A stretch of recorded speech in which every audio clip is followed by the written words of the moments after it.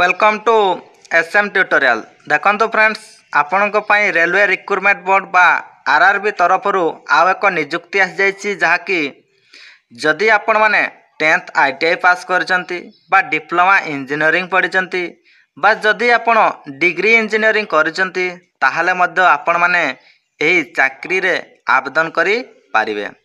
एवं जानि रखंतु एथिरे आपण बोथ मेल एवं फीमेल कैंडिडेट आवेदन करि पारिबे।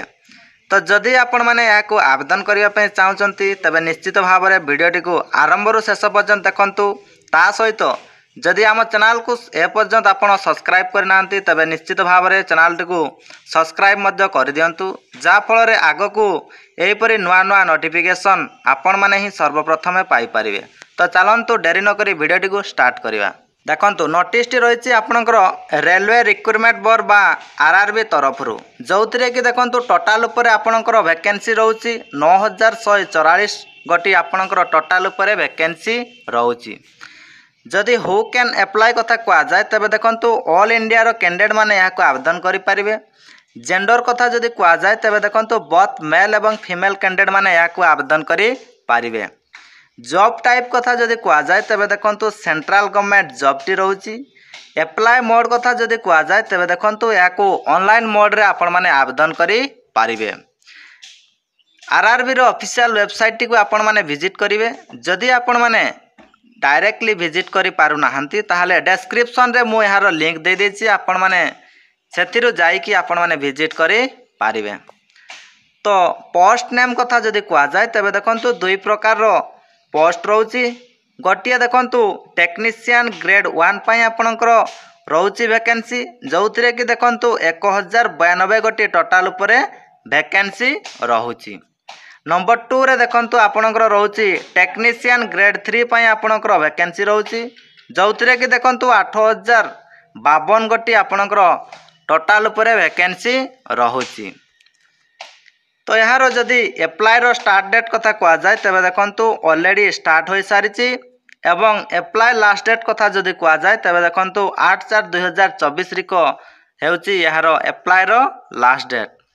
एथिपाई आपणकर क्वालिफिकेशन डिटेल्स जदि कथा कह जाए तबे देखंतु फॉर टेक्नीशियन ग्रेड 3 रो क्वालिफिकेशन कथा जदि कह जाए तबे देखंतु मैट्रिकुलेशन सहित जदि आपण माने ITI पढ़ी एनसीबीटी हेउ किंबा एससीबीटी बोर्ड हेउ जे कोनोसी बोर्ड रे हेले मध्ये आपणकर चलिबो, किंतु आपण मैट्रिकुलेशन सहित आपणकर ITI पढ़ितबा निश्चित भाव में आवश्यक।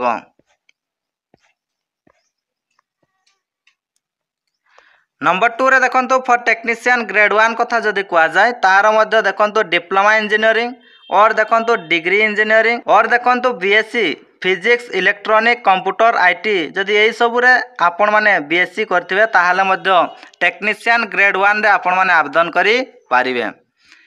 एबे चलंतु देखिनबा एप्लीकेशन फी आपणकर केते रहउची। देखंतु एप्लीकेशन फी आपणकर 500 टंका रहउची।